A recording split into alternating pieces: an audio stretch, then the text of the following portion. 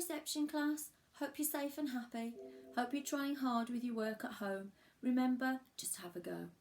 I thought I'd read you this week's story. It's called Tom and the Dinosaur Egg, written and illustrated by Ian Beck. Are you ready? Tom lived with his grandfather in a lighthouse, which was surrounded by sharp rocks and wild seas. One cold morning, Tom went down to the beach. He collected shells for a while until he saw something strange caught in a tangle of seaweed. Tom untangled it and carried it carefully back to the lighthouse. Then he showed it to his grandfather. Well, it might be a seabird's egg, might be a lizard's. Let's keep it nice and warm and see what happens. Tom gently wrapped the egg up in a blanket and left it by the lighthouse lamp. What do we do now, Grandfather? They decided to wait and see. Tom checked on the egg every morning and last thing at night. One morning, Tom noticed a little crack. What is it? It's not a bird or a lizard. It's my own baby dinosaur. Tom's egg was a dinosaur's egg. Tom took the dinosaur for walks on the beach every day, and as winter turned to summer, his friend grew and grew and grew and grew, and the bigger he grew, the longer Tom's dinosaur spent gazing at the far horizon. It was not long before Tom's grandfather had to say something to Tom about the dinosaur. Tom, I think your dinosaur is becoming a bit of a problem. They tried to find out where Tom's dinosaur came from. He belongs to somewhere like this. Tom knew his grandfather was right, but it made him very sad. I'm going to take you home, he said. Tom was very sad at the thought of saying goodbye to his dinosaur, but he knew that the dinosaur belonged far away, somewhere bright and warm. We'll need to build a big vessel for a voyage like that. Tom, the dinosaur, and grandfather worked hard to build a big enough raft. It had a small cabin for Tom and a big sail to catch the wind.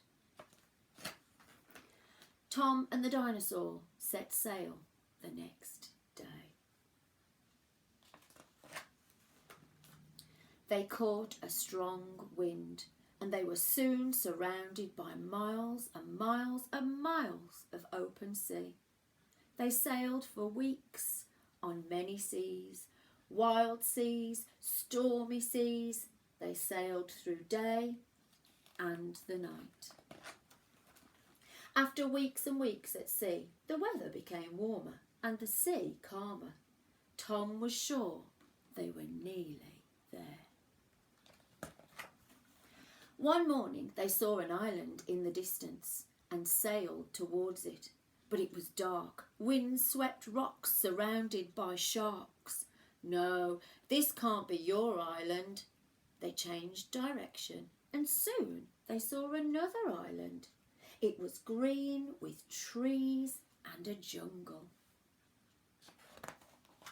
They sailed nearer to the green island. Roar! The dinosaur listened to the roaring.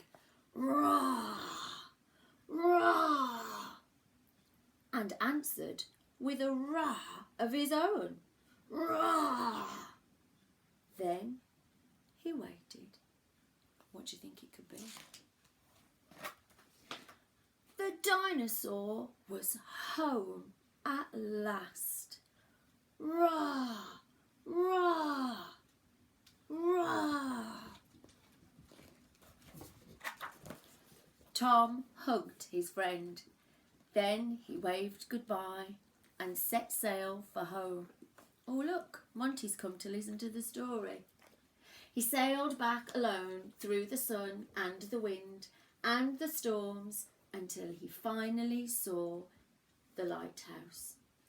Grandfather welcomed him back from his long voyage, and Tom told him of all his adventures. It was amazing. One bright morning, weeks later, Tom found a big shell washed up on the beach.